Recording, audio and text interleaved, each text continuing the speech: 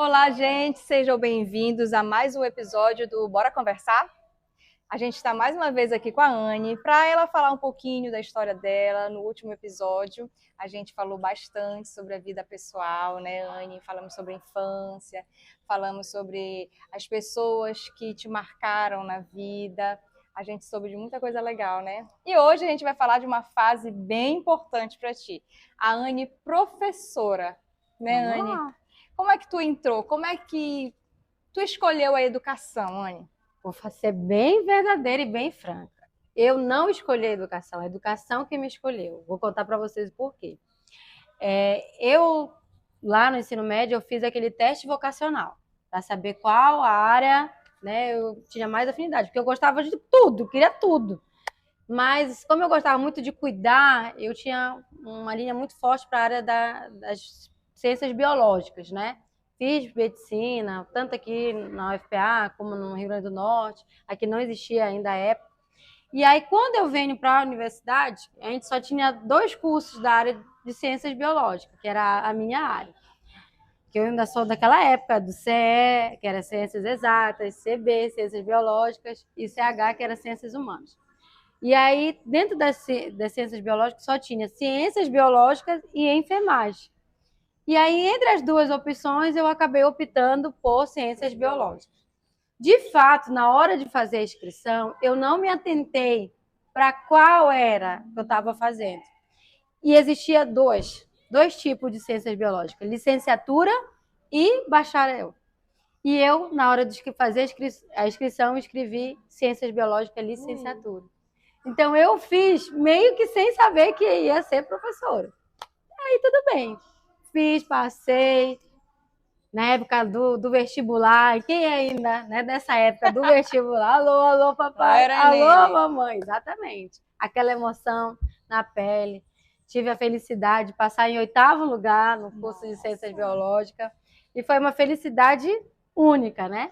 E aí, quando eu fui fazer a matrícula na universidade, que eu fui realmente saber que era licenciatura. Mas tudo bem, fiz o curso, me apaixonei e, como eu disse, eu não escolhi. Na verdade, meio que eu fui escolhida pela licenciatura, me formei então, né, nesse curso e logo em seguida tive a oportunidade de fazer o concurso no ano de 2005. E é importante que nesse ano de 2005 eu tinha feito meu primeiro concurso, que foi para agente penitenciário. Então, Ui. antes de ser professora, o meu primeiro emprego foi ser agente penitenciário. Quanto tempo tu passou lá? 6 meses. Eu passei apenas 6 meses, porque foi no mesmo período, nesse mesmo ano, teve vários concursos, em várias áreas, e aí eu escolhi, dentre, né, tirando da minha área, que era da educação, eu escolhi fazer para o IAPEM. Então eu costumo brincar, olha, eu já fui do IAPEM, viu? 6 meses, mas eu fui. Já fui do IAPEM, não presa, graças a Deus, mas já fui funcionária do IAPEM. Fui agente penitenciária, lá em 2005. E fiquei 6 meses. Aí, como foi na mesma época do concurso, depois me chamaram na educação. E aí, como não podia conciliar, acabei optando, obviamente, pela minha formação que eu havia feito, meus 4 anos de universidade, e fui ser professora em 2006. Maio de 2006. Agora, em Ali maio começa de tua trajetória. 2026, completei 20 20. anos de magistério no estado do Amapá, ou seja, 20 anos lecionando no estado. E agora diz pra gente, assim, o que que ensinar pode te ensinar? Gente, assim, para mim, sem dúvida, é uma das mais nobres profissões, né? Pelo que ela representa, pelo seu significado, pela sua essência. A gente poder levar informação, levar conhecimento, levar vivência para os nossos alunos e a partir daí esses alunos se transformarem em homens, em mulheres comprometidos na sociedade em várias áreas, em várias profissões, isso realmente não tem preço. É algo que me deixa muito realizada na minha profissão. É quando eu encontro um ex-aluno, uma ex-aluna, né, com felicidade de nos reencontrar e que a gente busca, né, saber como está a vida e eles demonstram que, graças a Deus, aquilo foi muito importante para onde eles estão hoje. Estão ocupando os espaços aí na sociedade, contribuindo. Porque o professor é isso, né? Ele vai ensinar todas as outras profissões. Então, fazer parte desse ciclo, fazer parte desse processo, é realmente para mim o maior aprendizado que eu tive com a educação, né? E para além disso, ter essa vivência com os nossos alunos de compartilhar da sua vida, do seu social, porque o professor ele é tudo um pouco, né? Ele é professor, ele é psicólogo, ele é terapeuta, ele é pai, ele é mãe, é tudo, né? Porque a gente acaba convivendo muito tempo com os nossos alunos. Tem alunos que a gente, por exemplo, eu peguei aluno da 5ª série que foi até o 3º ano comigo. Caramba, uma vida. Então, uma vida toda, a gente poder acompanhar esse menino, essa menina, crescer, todas as fases, é realmente maravilhoso. Eu sou realmente muito realizada com a minha profissão. Diz aqui pra gente, Anne, tu tem a experiência da educação, tu conhece, tu tá lá dentro, já esteve lá dentro, né? Por enquanto tu tá um pouquinho ausente, né? Não sabe por quê. Mas o que tu achas que falta na educação do Amapá? Gente, assim, infelizmente a nossa educação no Brasil, e trazendo aqui para o Amapá, já que a legislação ela é nacional, né, a nossa LDB, infelizmente algumas leis foram, né, reformuladas, instituídas. Talvez, claro, sempre quando se pensa em algo, numa legislação, é para melhorar. Mas, infelizmente, na prática, o que a gente tem visto, né? A nossa educação não sendo realmente transformadora.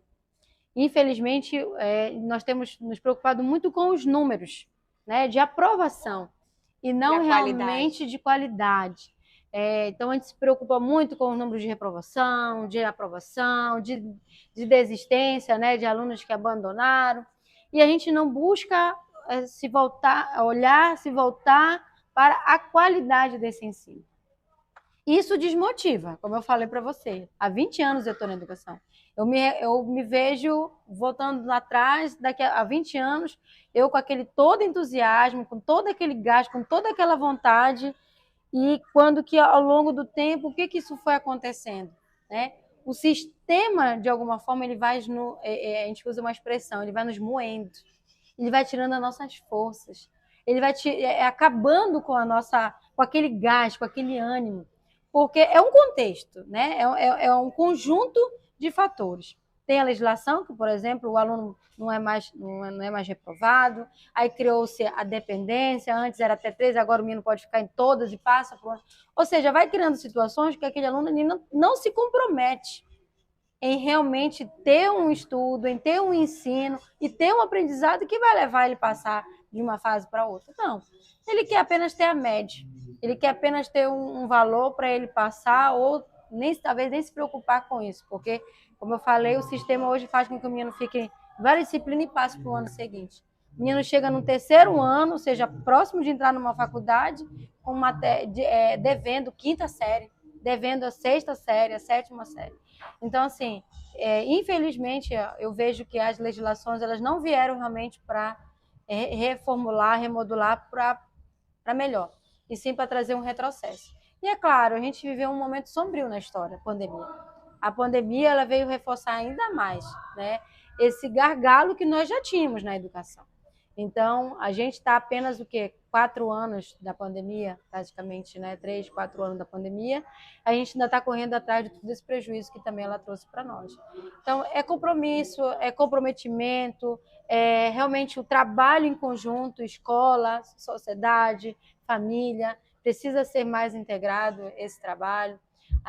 Infelizmente, a escola ela absorve uma carga muito grande. Então, eu vejo que, por exemplo, como eu falei ainda há pouco, o professor tem que ser tudo. Então, a gente ter uma equipe multidisciplinar na escola iria contribuir muito, né? Ter um psicólogo de formação voltada para a área da educação e exclusivo daquela escola. Diminuiria a sobrecarga sobre totalmente, um psicólogo, um assistente social, né? Que pudesse fazer um trabalho multidisciplinar, porque, como eu disse, o professor ele acaba ficando sobrecarregado porque ele tem que buscar atender várias vertentes para tentar desenvolver ali naquele aluno, naquela criança, naquele jovem, uma perspectiva diferente, para que ele tenha um futuro diferente. Mas, sem dúvida, também ter um olhar nesse sentido de ter profissionais mais capacitados e especializados. Hoje a gente tem também muitas crianças, muitos jovens diagnosticados, né, até tardiamente, como, por exemplo, autismo, TDAH, síndromes essas que até 5 anos atrás não eram tão comuns como hoje nós já temos, né, uma certa mais frequência. E a gente não tem capacidade de identificar hoje já está maior, e a gente né? não tem esse acompanhamento também, né, de profissionais nesse aspecto. Os profissionais de educação especial, por exemplo, né? Hoje nós temos os cuidadores, mas vai numa sala, antes era um aluno, uma condição especial, 2 alunos, hoje são 7, 10 alunos numa turma. Então, assim, é necessário ter essa Dar um suporte evolução maior também para o professor. para os profissionais, para poder a gente buscar melhorar a nossa educação. E nessa tua trajetória, né, na educação, qual foi o aluno que ele te marcou? Foram vários, né? 20 anos, foram muitos alunos que já passaram, que eu já perdi as contas.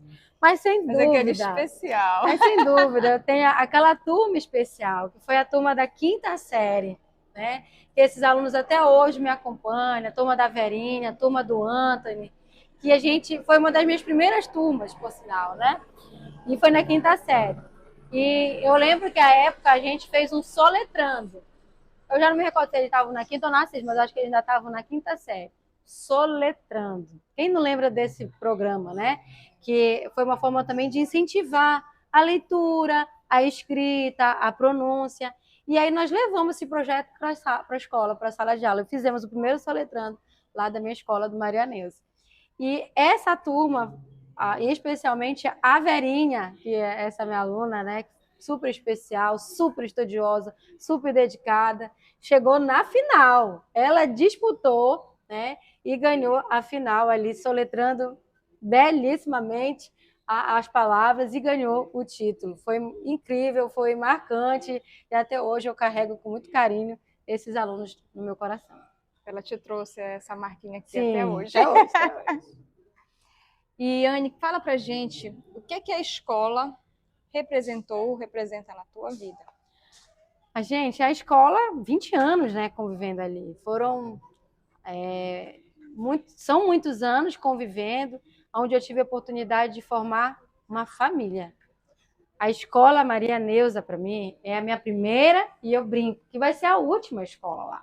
Embora eu esteja agora afastada de sala de aula, né, em razão do cargo que eu estava ocupando, a sala de aula, a escola Maria Neuza especialmente, todos ali nós construímos uma família.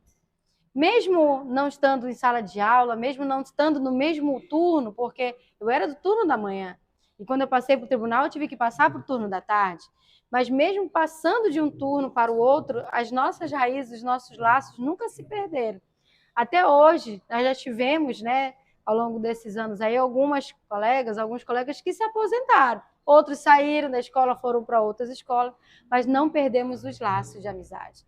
Porque a convivência, a relação do dia a dia, o envolvimento, o comprometimento de cada um nos projetos, no engajamento, porque a gente sabe os desafios que nós enfrentamos em sala de aula, né? Fazer educação no nosso país não é fácil. De fato, nós temos que tirar do nosso próprio bolso, né? Como muitas profissões, mas a educação especialmente.